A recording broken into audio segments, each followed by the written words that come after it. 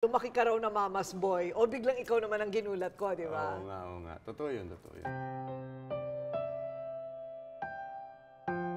Ano bang definition ng mama's boy? Ano ba yun? Mama's boy, for me siguro like, parang hanggang sa lumaki ako, parang ang dating hinahanap mo lagi yung mga traits ng nanay mami mo. mo. Oo, like, if ever sa mga girlfriends, ganyan. Totoo ba? Yes. Ano ba yung mga traits ng nanay mo na parang tumatak sa'yo, hinahanap mo na sa lahat ng babae? Alaga, asikaso, and then parang ikaw, alpha. Alpha. Oo, strong-willed, di ba? Na ayaw mo lang subservient, di ba? So, ito aaminin ko sa'yo. Mula pa noon, crush na kita. Oh, totoo ba? So, finally, oo. Appear tayo dyan. Oo. Di ba? Oo. Kasi gusto mo strong women. Yes. So, parang yung tipong hindi kailangan na may partner palagi. Di ba? So, like, ganun yung sa mom ko eh. Like, parang after mawala si daddy, kumbaga, Kinaya niya. yes, strong-willed pa rin siya. Kinaya niya. Yes, Kasi yung nanay mo, ano ba, raketera yata yung nanay mo, di ba? Lagarista. Everything under the sun. Like jewelries, real estate, insurance. So, name it, kaya niya. Maaga ba namatay ang tatay mo? Mga 94. 94. Yeah. Abogado, right? Yes, oo. So hindi naman kayo naghirap sa buhay. Hindi naman. Hindi naman. Kasi nga, masinop din yung nanay mo, Yes, no? oo. So, noong nawala ang dad mo, heart din, right? Heart ba? Yes. Heart. Okay. Okay. Naka 7 strokes siya. Ha? Yes. Hindi ba And uso like- ang check-up nung mga panahon na yun?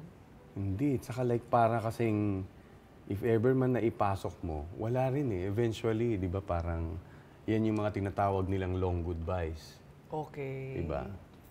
So, masakit sa amin, pero syempre, di ba, kailangan, you have to bear with it. Di ba? Okay. So, nung nawala ang tatay mo, parang ayan na, step up na yung mom mo. Yes. Okay? At doon mo na nakita yung pagsisikap niya. Ilan kayo magkakapatid? Dalawa lang. Dalawa. Ako yung mas matanda. Okay. So, pag sinabi bang na mama's boy, parati mo rin siyang hinahanap noon. Parang ganyan. Yes. Kung anong iutos niya sa'yo. Namimiss, ganyan. Oo. And then like yung sa akin, siguro parang bilang panganay, hindi mo nahihintay na utusan ka pa. May kusa palagi. Yan. Okay. So, takot ka sa kanya? Hindi naman.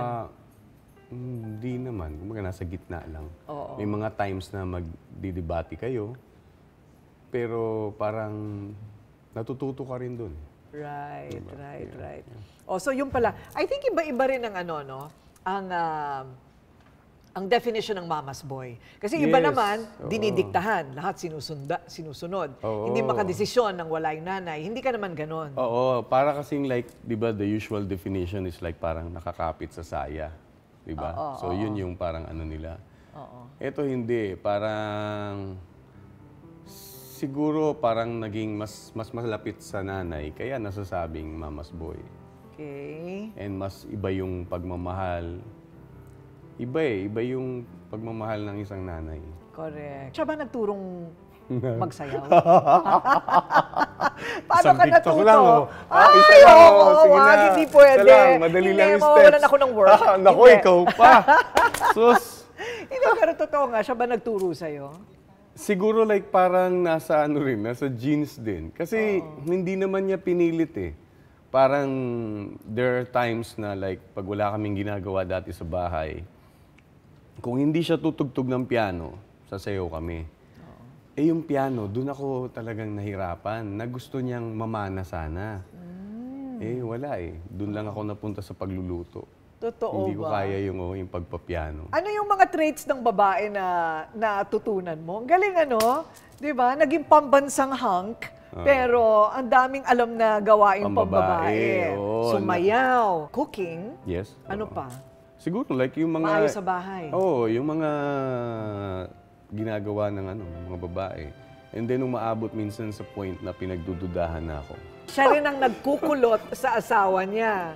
Nagbo-blower. Blower Hindi naman, pa hindi naman naman ako umabot kulot. sa kulot. Oo.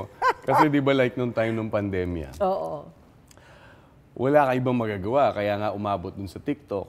And then like, hindi ka rin pwedeng mag-barbero or mag-salon. So, kumbaga, dalawa kami. Sabi ko, like, di ba, sige, gupitan mo ko. Kung anong gusto mong ayos sa'yo, gagawin ko rin. Sabi niya, blower. O, di blower, di ba? Oh, natuto ka naman. Blower si Lolo. Oh, blower ako.